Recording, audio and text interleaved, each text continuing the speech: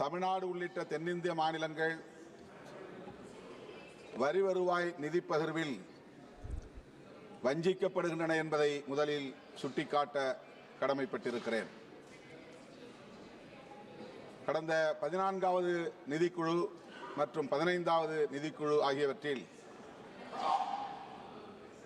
மாநிலங்களுக்கு வரி வருவாய் பகிர்ந்தளிப்பதில் 41 விழுக்காடு என்று இருந்ததை இப்போது 40 விழுக்காடாக குறைக்கிற முயற்சியில் இந்திய ஒன்றிய அரசு இறங்கியிருப்பது அதிர்ச்சி அளிக்கிறது. இதனையொட்டி நேற்று மாண்புமிகு நிதியமைச்சர் அவர்களை விடுதலை சிறுத்தைகள் கட்சியின் சார்பில் நேரில் சந்தித்து முறையிட்டிருக்கிறோம்.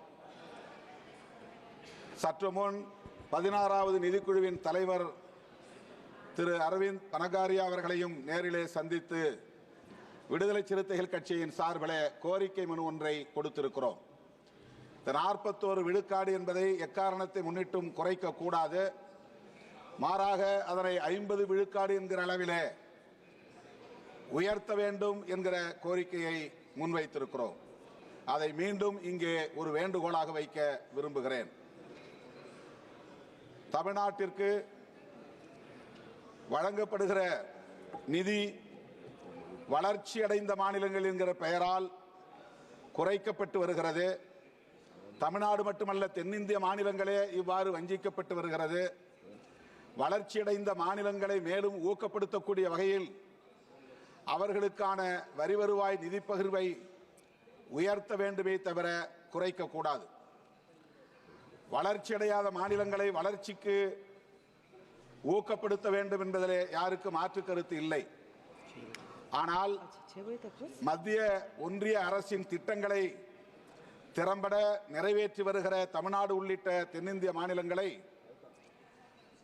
வளர்ச்சியடைந்த மாநிலங்கள் என்கிற பெயரால் வஞ்சிப்பது தண்டனையாக இருக்கிறது. இப்படி இந்த மாநிலங்களை தண்டிப்பது நியாயமா என்பதை இங்கே கேள்வியாக எழுப்ப விரும்புகிறேன். ஒட்டுமொத்தத்திலே 9வது நிதிக்குழுவின்படி தமிழ்நாடுக்கு 7.9% நிதி பகிர்வு கிடைத்தது. ஆனால் கடந்த 15வது நிதிக்குழுவில் அது 4% குறைந்திருக்கிறது. இது எவ்வளவு பெரிய தண்டனை என்பதை தயவு கூர்ந்து எண்ணி பார்க்க வேண்டும்.